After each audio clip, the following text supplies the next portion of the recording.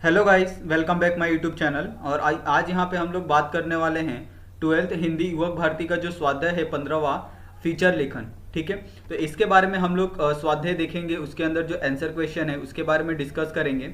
ठीक है, तो यहाँ पे हमें सबसे पहला क्वेश्चन पूछा है कि फीचर लेखन की जो विशेषता है वो क्या है। तो अगर आपने पाठ में ध्यान दिया होगा तो फीचर लेखन क्या होता है। फीचर लेखन एक ऐसा संक्षिप्त किसी विषय के ऊपर लिखा जाता है जो पढ़ने के लिए बहुत आकर्षक हो, उसके अंदर किसी तरह का मतलब किसी तरह की कोई बोरिंग चीज़ें ना हो। ठीक है, उसके बाद अगर आप वो पढ़ते हो तो आपको आपकी जो भावना है उसको ठेस ना पहुँचे, किसी और की भावना को ठेस ना पहुँचे। उसके अंदर आपके जो भी आप लिखते हो उसके अंदर मनोरंजक होने चाहिए। ठीक है, और आप जो भी फीचर लिख रहे हो एक गीत या कविता की तरह होनी चाहिए, ताकि जो आपके जो पढ़ने वाले लोग हैं फीचर को, वो आप जब पढ़े उसे तो उन्हें किसी तरह की ये नहीं होनी चाहिए, किसी तरह की प्रॉब्लम नहीं होनी चाहिए आपके फीचर लेखन से।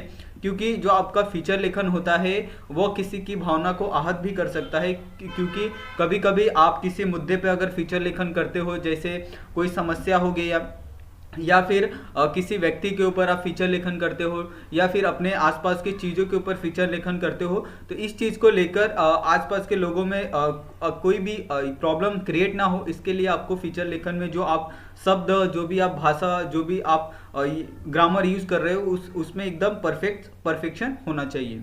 उसके बाद यहाँ पे हमें सेकंड क्वेश्चन पूछा है कि फीचर लेखन के सोपानों को स्पष्ट कीजिए। ठीक है, तो फीचर लेखन में कौन कौन से सोपान होते हैं। सबसे पहला होता है प्रस्तावना। ठीक है, तो किसी भी अगर कोई भी अगर आप फीचर लेखन लिखते हो तो सबसे पहले उसका प्रस्तावना यानी उसके बारे में आपको संक्षिप्त में जानकारी होनी चाहिए कि आप जो भी चीज़ लिख रहे हो उसके अंदर आप क्या कर सकते हो, कितना लिख सकते हो, और किस तरह से आप जो पढ़ने वाले लोग हैं फीचर को, उसके अंदर आप किस तरह से जिज्ञासा उत्पन्न कर सकते हो कि आपका जो प्रस्तावना ही पढ़ के वो अपने फीचर लेखन को उस पढ़ने के लिए आगे सोचे। उसके बाद है विवरण अथवा मुख्य कलेवर। ठीक है, तो अगर आप जो भी किसी भी सब्जेक्ट पे, किसी भी विषय पे अगर आप फीचर लेखन लिखते हो, ठीक है, तो उसके बारे में आपको अच्छे से विवरण देना है। अगर आप किसी स्थान के बारे में, किसी प्लेस के बारे में बता रहे हो तो उस प्लेस के आप इतिहास के बारे में बताओ, वहाँ पे जो भी चीज़ें हो रही है उनके बारे में बताओ, जो भी चीज़ें हो गई है उनके बारे में बताओ, या फिर किसी विशेष व्यक्ति के बारे में बताना चाहते हो तो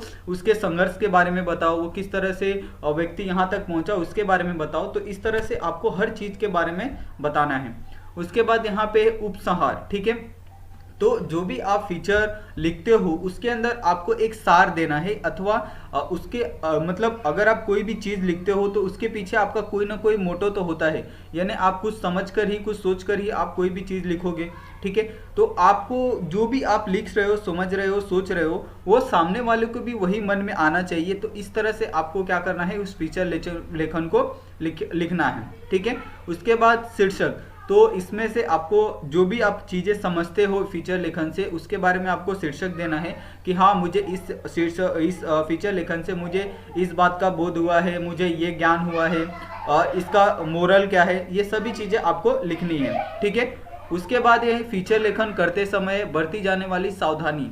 ठीक है, तो आपने जिस तरह से जो पार्ट है फीचर लेखन वाला, अगर उसके अंदर पढ़ा होगा तो उसके अंदर बहुत सारे जो सावधानियां थी उनको लिखा गया है। ठीक है, तो यहाँ पे भी हमने कुछ सावधानियों को यहाँ पे लिखा गया है। जैसे जो फीचर लेखन होता है उसके अंदर आपको किसी तरह का आरोप प्रत्यारोप नहीं करने से बचना है।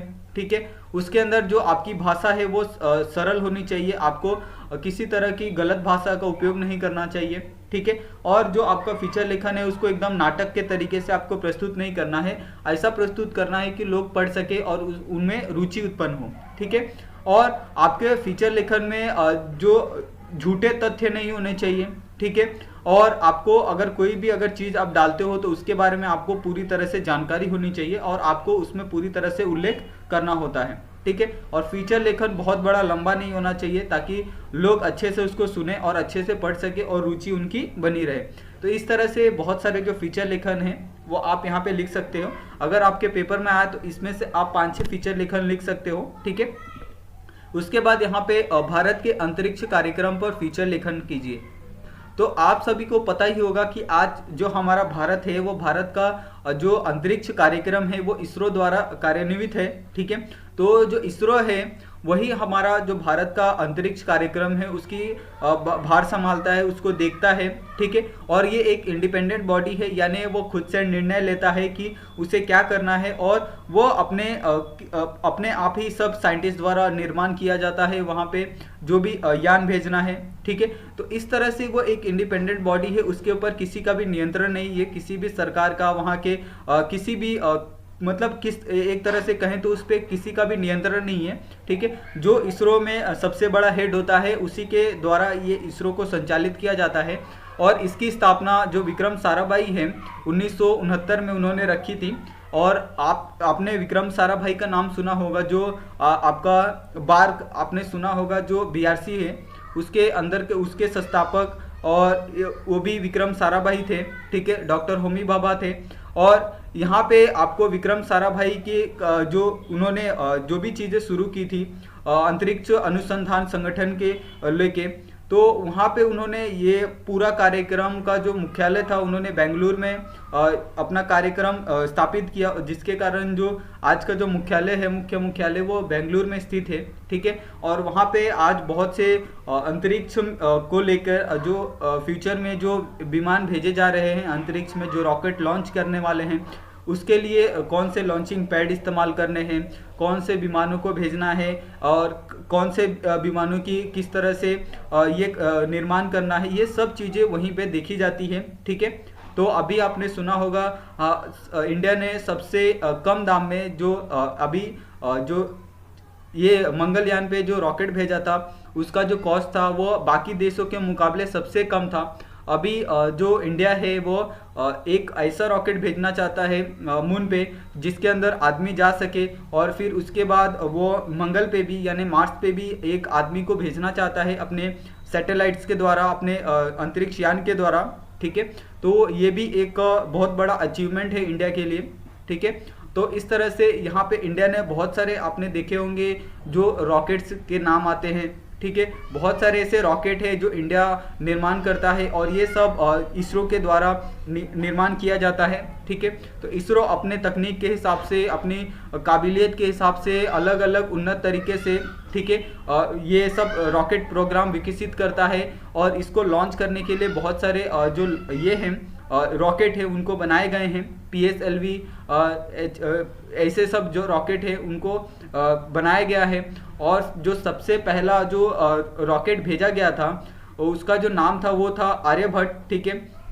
और इसका वजन सिर्फ 362 किलोग्राम था, ठीक है। तो आप इससे अंदाज़ा लगा सकते हैं कि इंडिया ने कितनी तरक्की कर ली। उस टाइम आपने जब फर्स्ट रॉकेट छोड़ा गया था 21 नवंबर 1963 को, तब इंडिया के पास ऐसी कोई भी सुविधा नहीं थी कि उसके पास खुद का लॉन्चिंग पैड नहीं था, ठीक है। उसने जो अपना रॉकेट था, अपना जो ये सैटेलाइट था, उसको दूसरे देशों से भेजा था, ठीक है। तो ये इंडिया की पहली अचीवमेंट थी। और आज इंडिया आप देख सकते हैं कि खुद का लॉन्चिंग पैड है, खुद के रॉकेट्स हैं, तो इंडिया कहाँ तक विकसित हो गया है। उसके बाद आपने ये भी सुना होगा कि अलग अलग रॉकेट के टाइप होते हैं, ठीक है। और फिर जिस तरह से आपने चंद्रयान पे रॉकेट को भेजा था, तो अभी कुछ ही सालों पहले चंद्रयान पे एक रॉकेट गया था जो असफल हो गया था। तो वो एक ऐसा रॉकेट था जो दुनिया में ऐसे जगह पे भेजने वाला भारत पहला देश था जहाँ पे अभी तक किसी ने मून पे उस जगह पे रॉकेट नहीं भेजा था। परंतु कुछ टेक्निकल इशू के कारण वहाँ पे वो नहीं पहुँच पाया। तो इस तरह से इंडिया अपने आप को बेहतर करता जा रहा है दिन पर दिन, और इसी तरह से वो जो अंतरिक्ष है उसके अंदर बहुत अच्छा एक काम कर रहा है, ठीक है। यहाँ पे दूसरा क्वेश्चन है, लता मंगेशकर पर फीचर लेखन करने के लिए बोला है, ठीक है। तो आप सभी ने लता मंगेशकर का नाम तो सुना ही होगा। उन्होंने लगभग अपने पूरे करियर के अंदर 3000 से गाने उन्होंने गाए हैं, ठीक है। 3000 से ज़्यादा गाने। तो आप सोच सकते हैं कि उनका जो शैली होगी, उनके गाने की तकनीक होगी, उससे आप उनके गाने के बारे में आप अंदाज़ा लगा सकते हो। तो उन्होंने अपना जो गाने थे उन्होंने क्लासिकल के अंदर बहुत सारे गाने गाए हैं, ठीक है। तो इस तरह से आपने पिछले आप 6 दशकों से दे सकते हैं, यानी जो 60 साल से आज तक आप देख सकते हैं जो लता मंगेशकर है उन्होंने किस तरह से फिल्मों में लगातार गाने गाए हैं।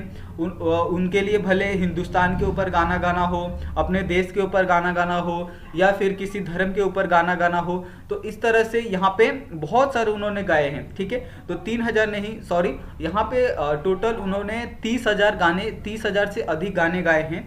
और अभी भी वो कभी कभी अगर किसी कार्यक्रम में जाती है तो वहाँ पे वो थोड़ी देर गाना गा सकती है।